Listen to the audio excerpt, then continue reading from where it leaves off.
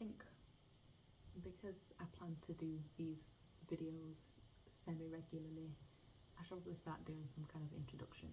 So I'm Kaya of We Are Cafe Chi. I'm a solo parent of a currently 2.5-year-old daughter, and professionally I work in and around holistic health, yoga, personal training, massage therapy. So I just come on here to share my experience, my journey, the lessons that I've learned from it. I'm in no way, a professional on the things that I speak about. I'm just speaking from experience, and you're welcome to take whatever you like from these videos.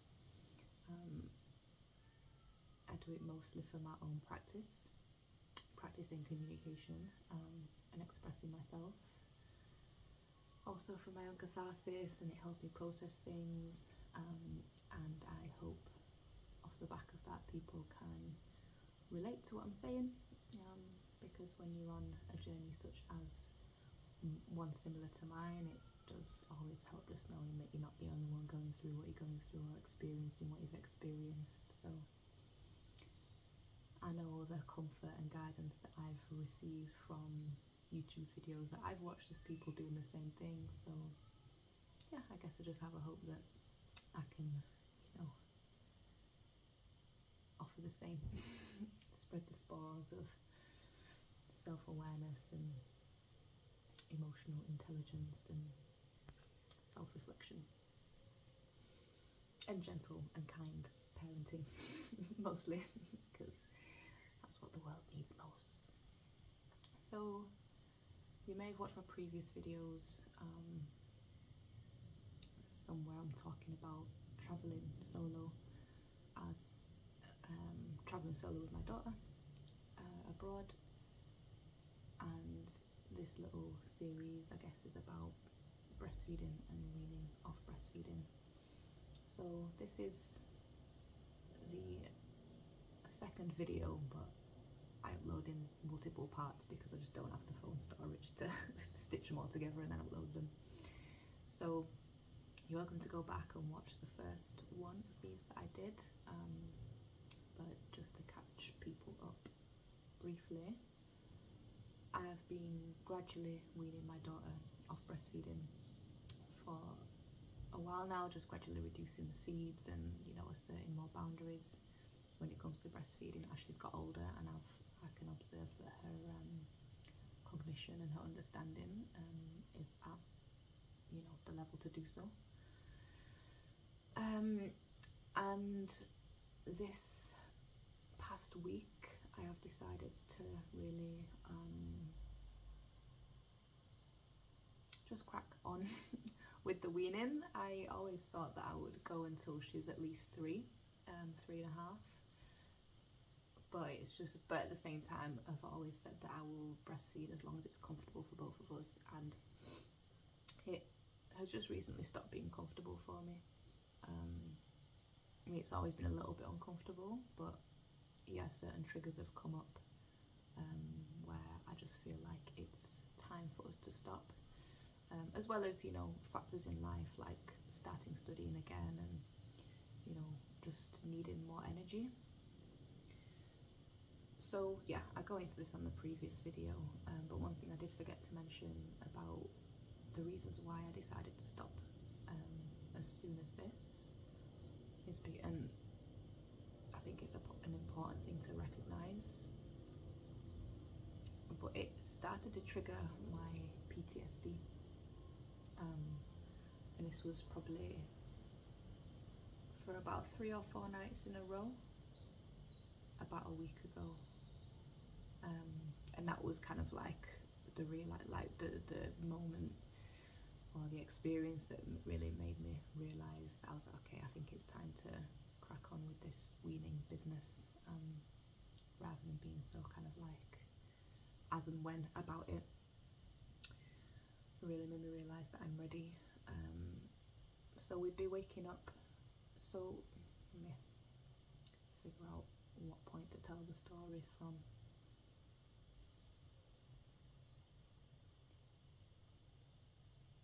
on holiday I started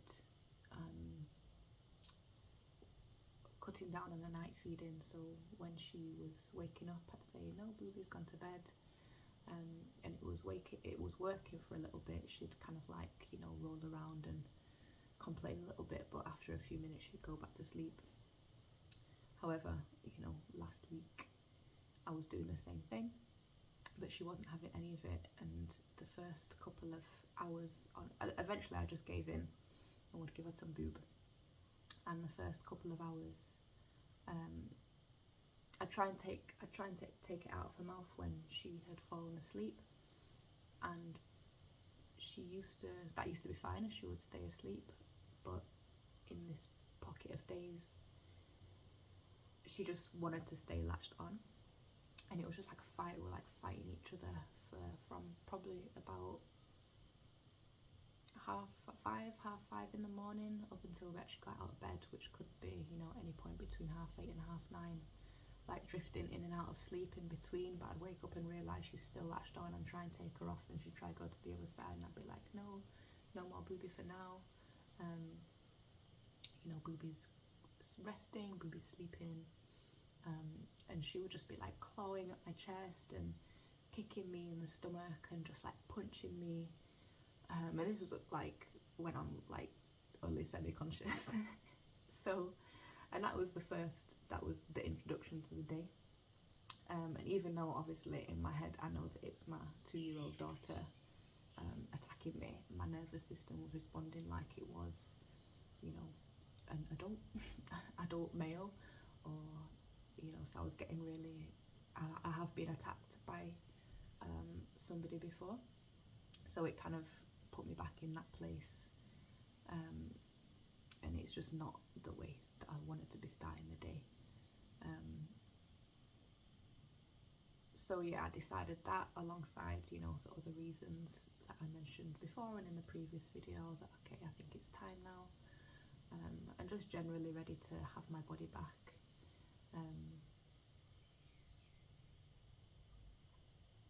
So today we had our first night last night where I planned to not do any feeds between when she went to bed, which she really didn't want to go to sleep. She was fighting it for a long time, so but I think she ended up knocking out about 10:15, and I was planning to not feed her up until 6 o'clock in the morning at the earliest. And I was ready for a sleepless night. I was ready for her to be kicking and screaming and, you know, just not settling back down. But to my surprise, she has been waking up coming from her room into my room probably at any time between like 2:30 and 5:30 since she's been sleeping in her own room for the past month. That's kind of been what's been going on, and I've been then she's been staying in my room until we get out of bed. So I was kind of expecting that to happen, and for her to wake up and have to kind of, you know, only have to deal with maybe like 1 or 2 requests for boob. But she didn't come in my room until probably about 7. So she slept the whole night from 10:15 till 7 in her own room, and then came back in, and I don't think I fed her straight away. I think I tried to settle her back down, but she was kind of like going and her mouth sounded dry. So I still haven't put water next to the bed or offered her water. I thought, let me just give her a little bit of boob. And plus it was past the point where I said that I was going to feed her anyway. At this point it was like 7:30. So fed her for maybe like 10 minutes, and she went back to sleep. And then I think she was waking up every like half an hour, 45 minutes. I stayed in bed with her.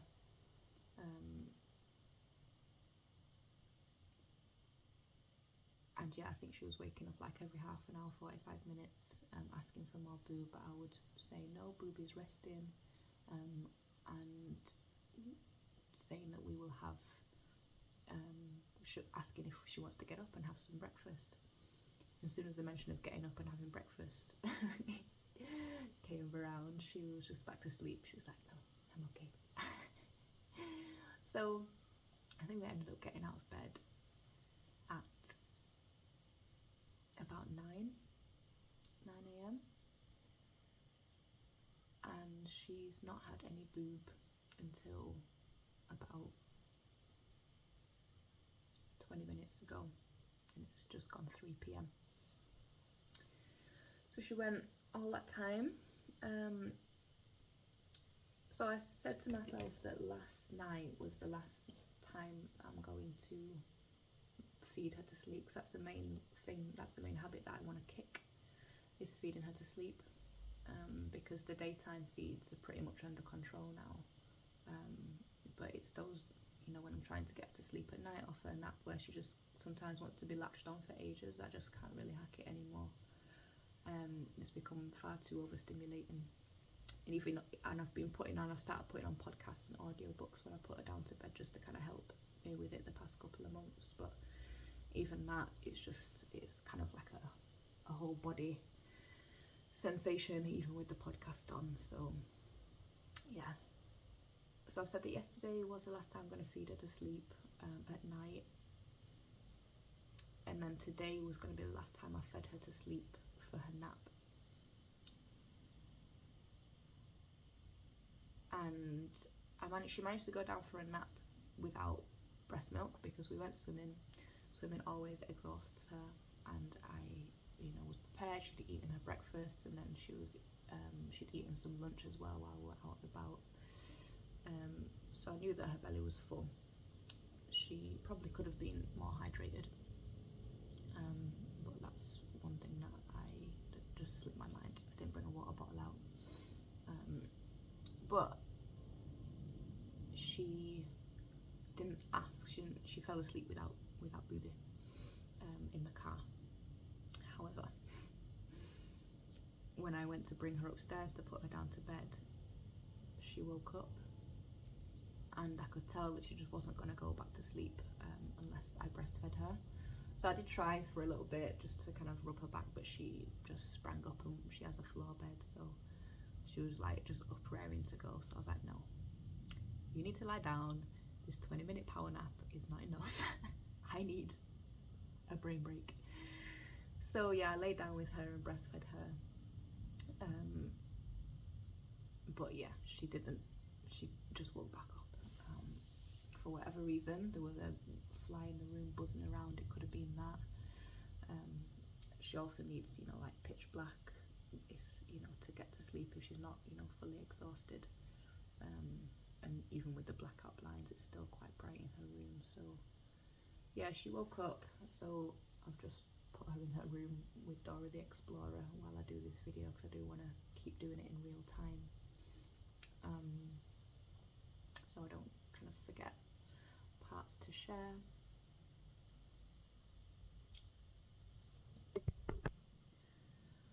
So that's about where we're up to. Tonight when she goes to sleep is going to be the first attempt at putting her down to bed without breastfeeding her. So tomorrow, possibly, we'll see how it goes. I will do another video about that and how the night went.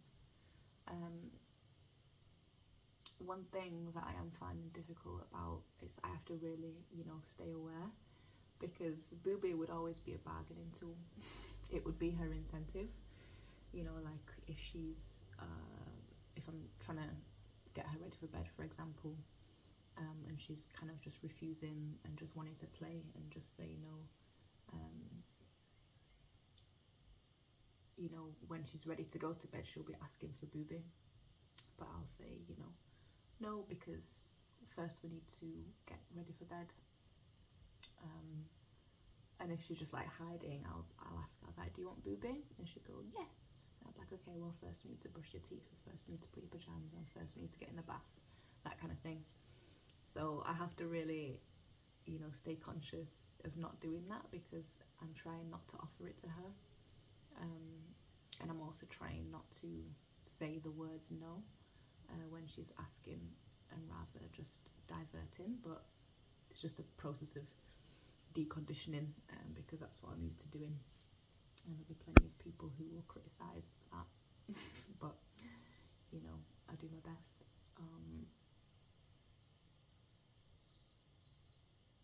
And just always having in mind something that I can offer her, you know, when she does want it. But yeah, there's no specific approach that I'm following. I'm just gradually reducing the feeds, and I think once feeding her to sleep, once I get that kind of under control, or kind of kick that habit, I think things will be much easier. I think the one feed that I would want to keep right up until the very end is the first feed on a morning.